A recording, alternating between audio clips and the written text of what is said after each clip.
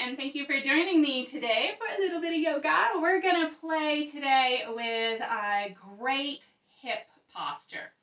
So this is called Supta Baddha Konasana, or reclined bound angle, reclined cobbler's pose, got lots of different names. But what we'll be working on a little bit here is opening up through the inner thighs and the groin, but also strengthening in that same area. So this is kind of like the forgotten part of the core. When we can really access these muscles, the inner thighs and the pelvic floor, it helps us to stabilize, especially in seated and in standing poses. This is great even in our everyday life when we need to make a quick step to avoid tripping or something like that. So we want to make sure that we get right in there, and I'm going to show you some great ways to do that. So go ahead and lie all the way down on your back. Bring the soles of your feet together, your knees wide apart. Now it doesn't matter how close your heels are to your groin or how far away, it's total personal choice. Now sometimes this is a little uncomfortable, especially if your hip flexors are tight and your low back is popping way up, you may feel it there. So here's the trick. Take your hands and place them under the lowest part of your bottom. So we're not way up here by the low back, we're down at the base of the bottom. And that will tilt your pelvis for you so that you have a little bit more comfort going on. Comfort is a good thing. Everything gets harder when you're in pain or uncomfortable, so we want to keep it as comfortable as possible. Now, the trick to this posture is to engage and move very, very slowly. So we want to move with as much awareness as possible so that we can really isolate that movement. Use big, big breaths, nice and slow, and take your next 3 breaths to bring your legs all the way together.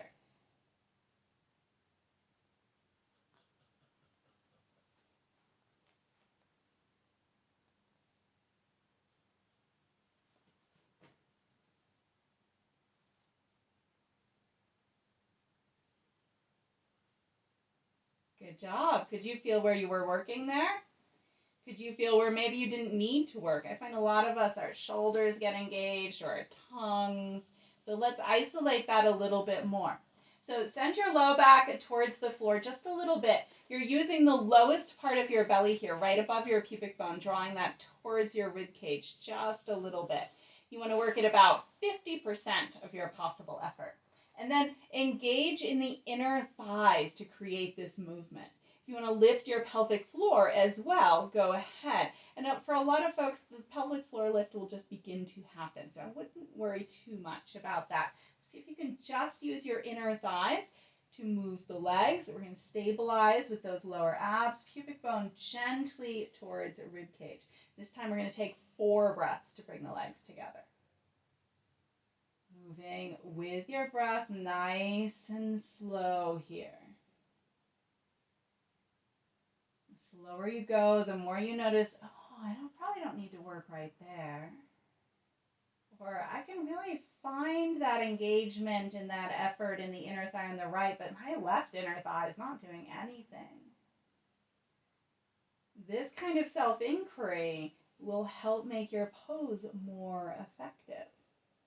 So when your legs touch together, open them up again. This time we're going to take 6 breaths to bring the legs together, nice and slow. Using the least amount of effort as possible, seeing if you can relax your shoulders. If you find yourself beginning to shake, know you're just building muscle, it's okay.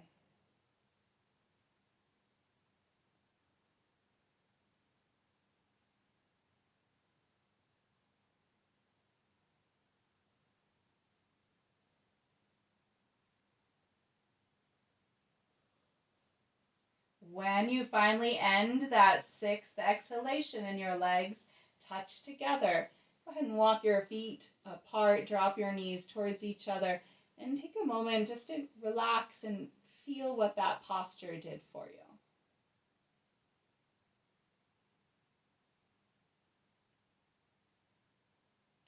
So Supta Baddha Konasana, the active version, really great for building more stability in your hips by utilizing those inner thighs.